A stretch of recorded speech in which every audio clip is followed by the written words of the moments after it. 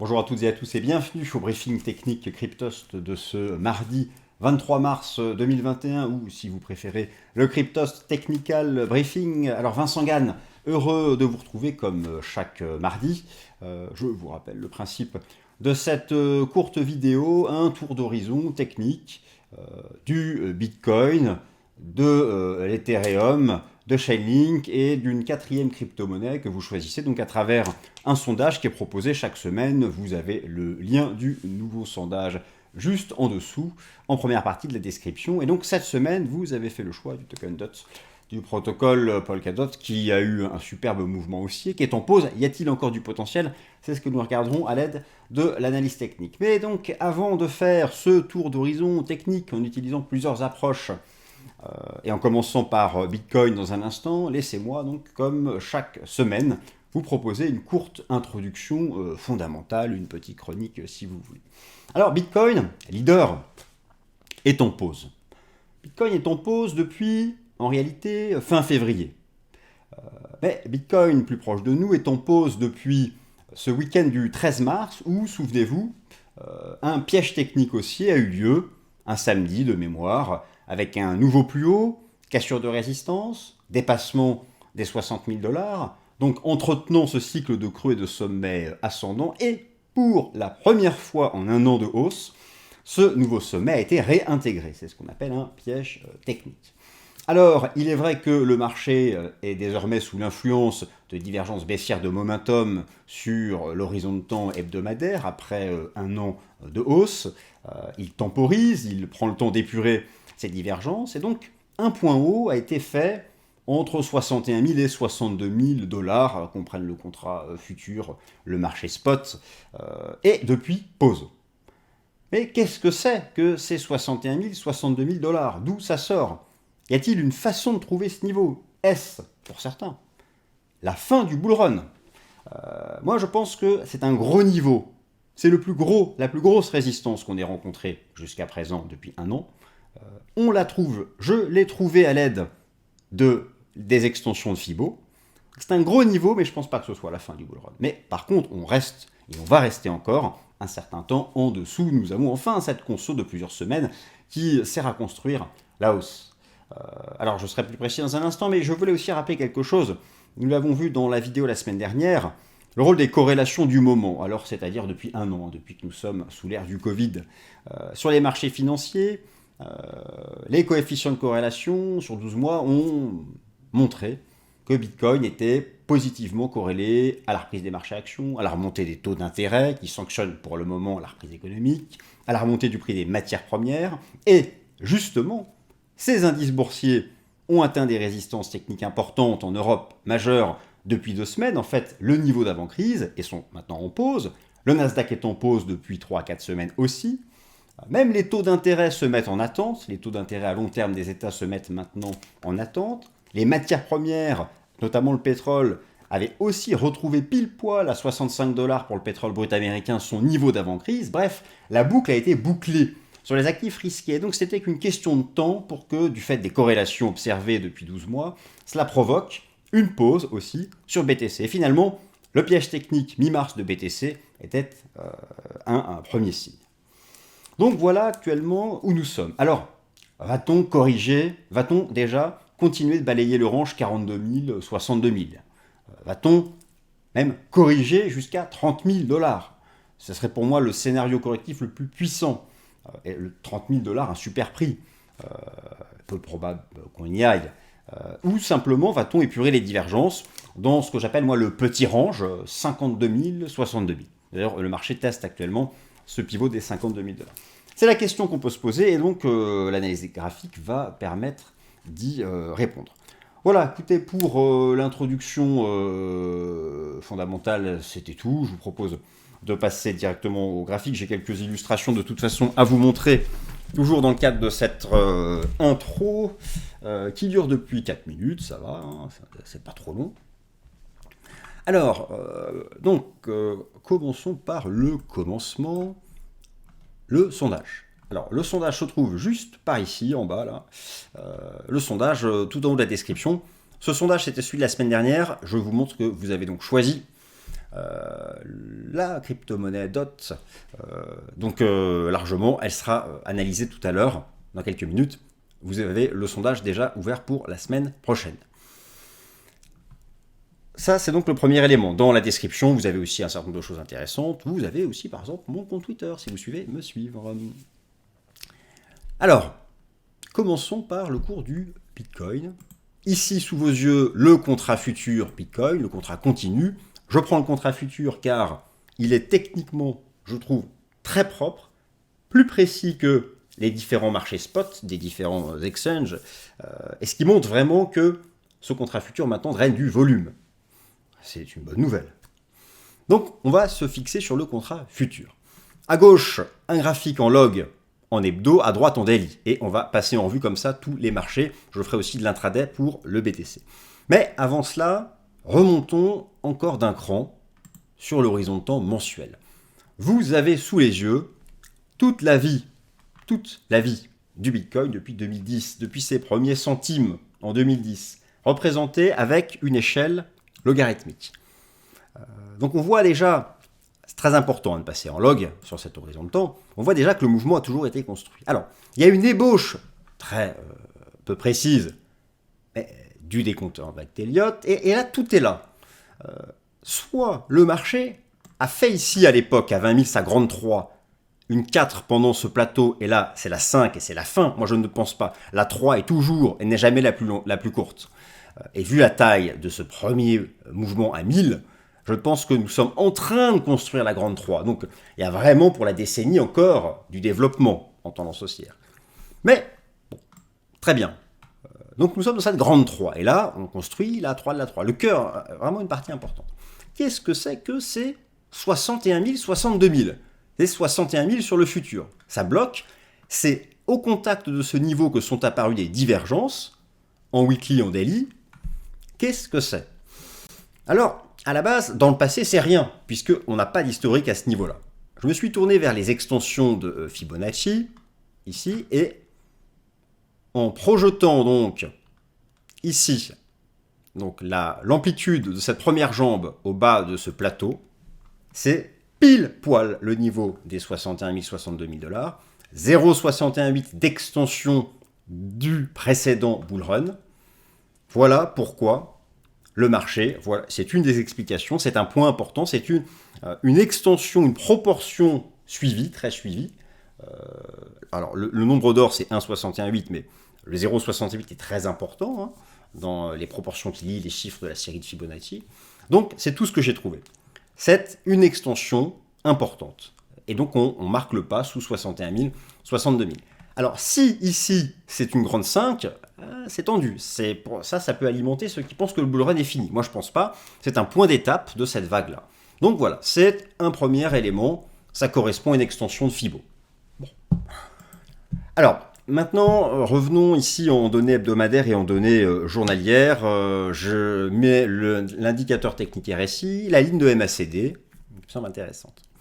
En hebdo, à gauche, en log. Regardez comme, moi j'ai un rêve, j'aimerais voir un jour le Bitcoin revenir sur cette trendline. C'est la trendline du bull run depuis un an. La ligne de tendance qui attrape les creux les plus bas depuis un an. Il y a la même sur Ethereum. Ce serait tellement parfait, peut-être trop, d'y revenir. Elle est là, elle est parfaite. Alors, soit le marché va longtemps temporiser, y revenir à plat, ou carrément le plus violent, la correction à la trendline.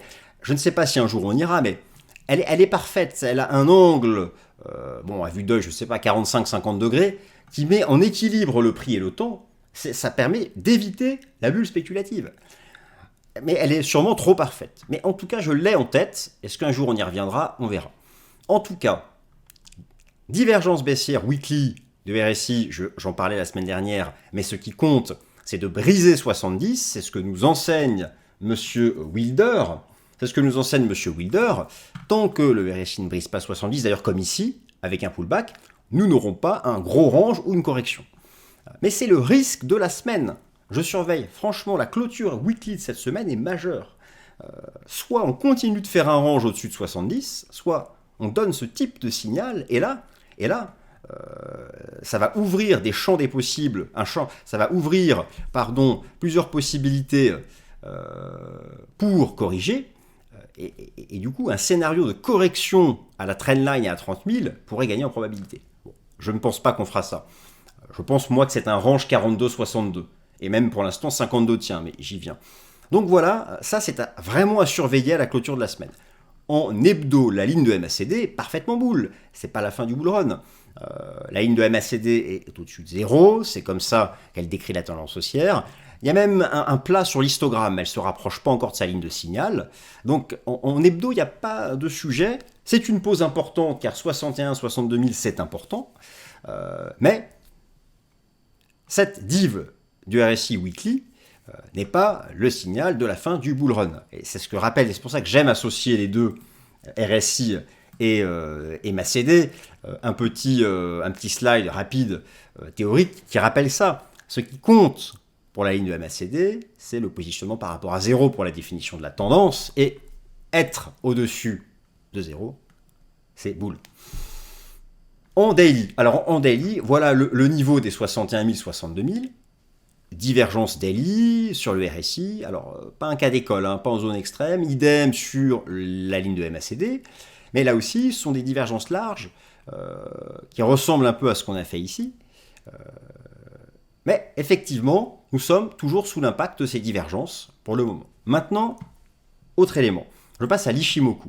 Regardez bien ce graphique journalier. La ligne verte ici correspond à Kijun-sen. Depuis les 10 000 $, jamais Kijun-sen n'a été brisé. Et ça, c'est que sur le futur. Sur le futur, c'est vraiment propre. Même ici, vous allez me dire, ça a été brisé ici. Non, la clôture des bougies rouges, c'est dans le bas du corps, et la verte au-dessus. Même ici, elle était défendue à la clôture, cette Kijun-sen. Donc depuis les 10 000 $, elle accompagne la hausse. En Ishimoku, la tendance, c'est l'association nuage et Kijun. Tant qu'on tient Kijun, n'iront pas au nuage.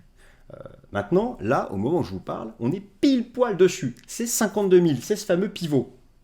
On va le revoir en H4. Donc, c'est un peu chaud, mais ça tient encore. Alors, je rappelle rapidement Kijun-sen, moyenne arithmétique des plus hauts et des plus bas sur les 26 dernières périodes. C'est 50% de retracement sur les 26 dernières périodes. Ce qui est important de retenir, c'est qu'il y a un lien très fort Kijun-nuage pour définir cette tendance. Et donc, je zoome en daily, on vient de la tester.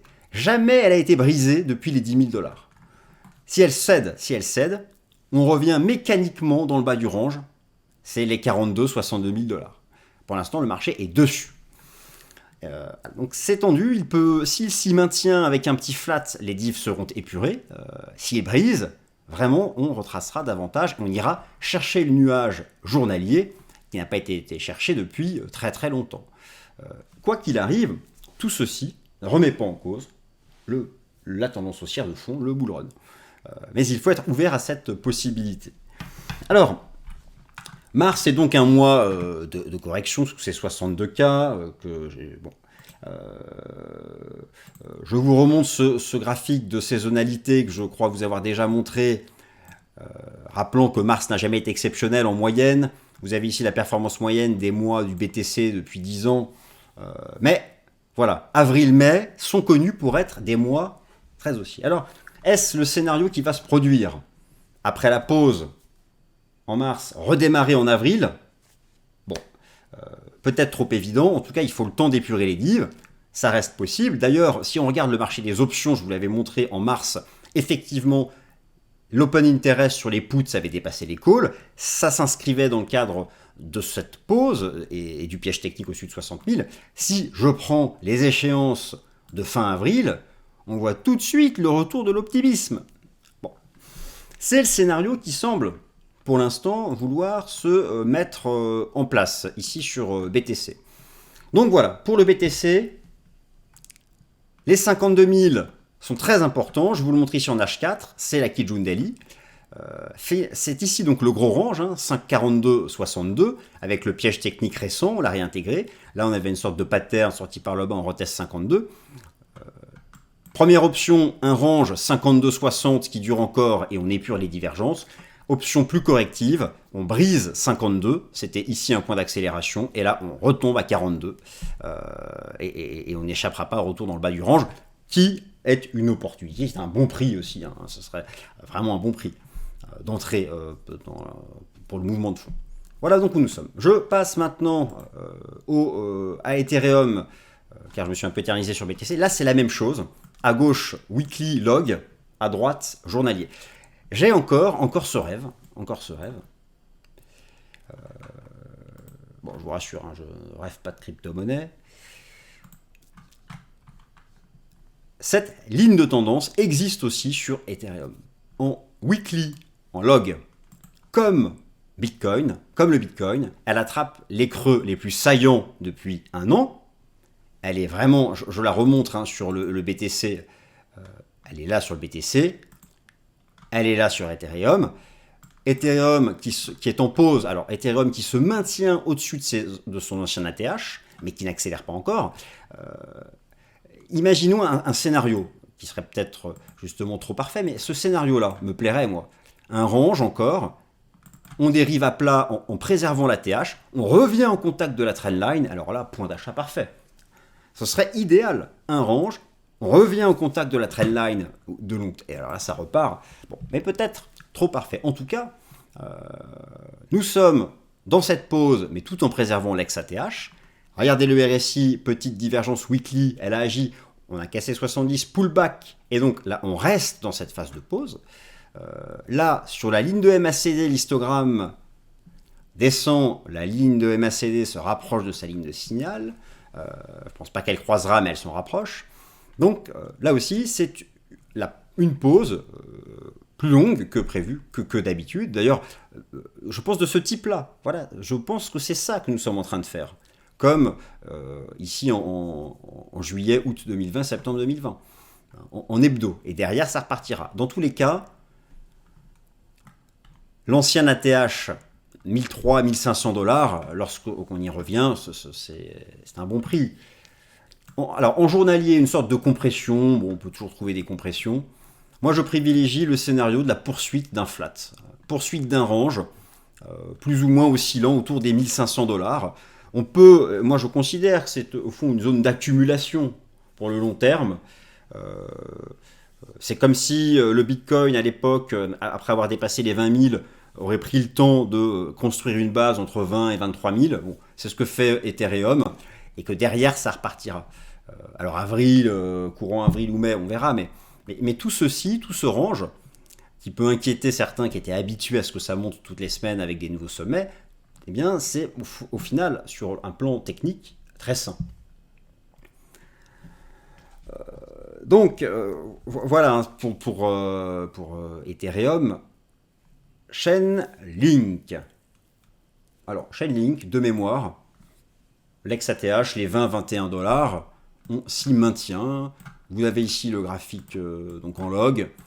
L'ex-ATH, 20-21 $.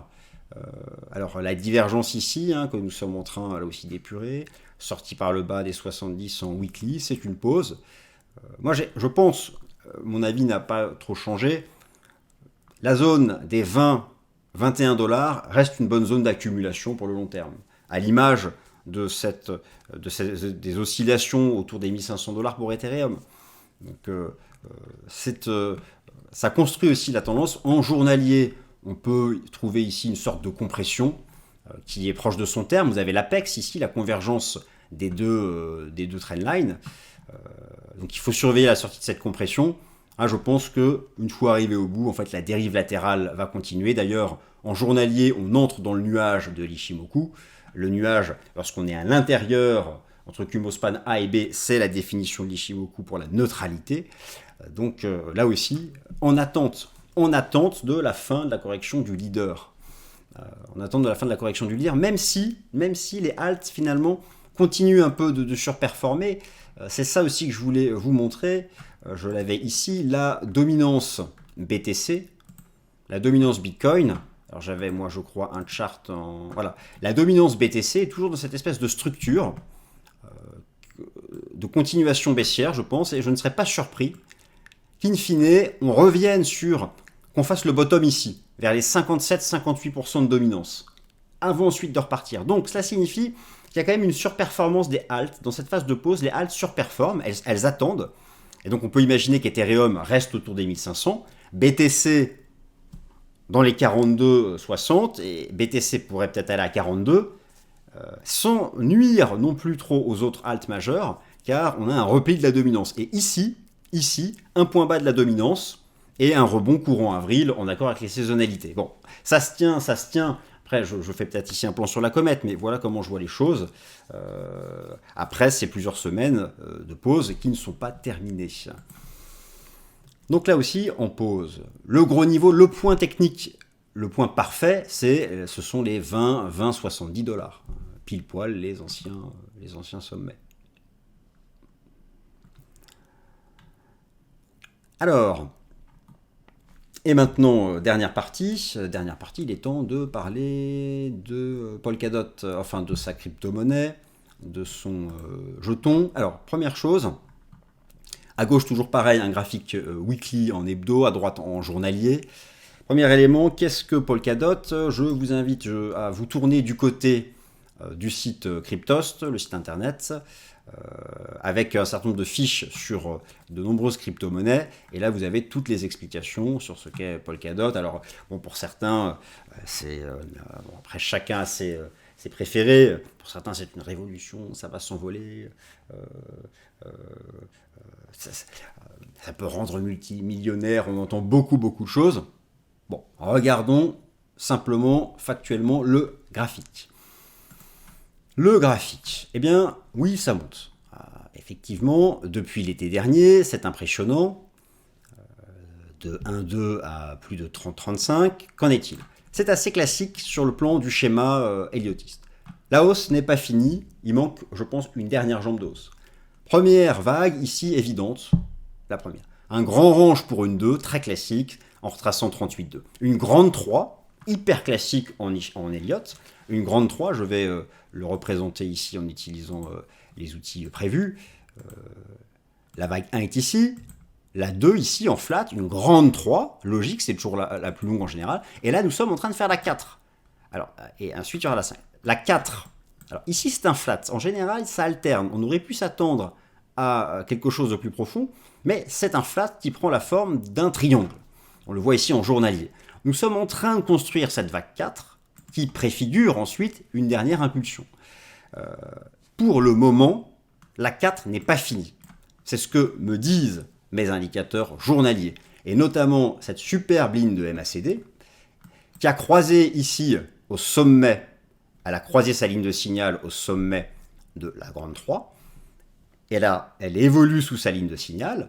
En tendance haussière, on se maintient au-dessus du niveau des zéros. Mon scénario est que cette ligne de MACD va continuer de se replier pour rebondir sur 0. Alors, lorsque la ligne de MACD est au-dessus de 0, ça signifie que les moyennes mobiles courtes sont au-dessus des longues. C'est la définition d'une tendance haussière selon les moyennes mobiles. Pour la ligne de MACD, c'est EMA 13 et EMA 26 de mémoire. Donc, encore un peu de patience. Je pense que cette vague de pause peut encore durer, qu'elle se fera sous la forme d'un flat entre les 27 $ et les récents sommets, entre 27 et 40, avant de repartir. Donc les retours dans le bas du range, ce sont des opportunités.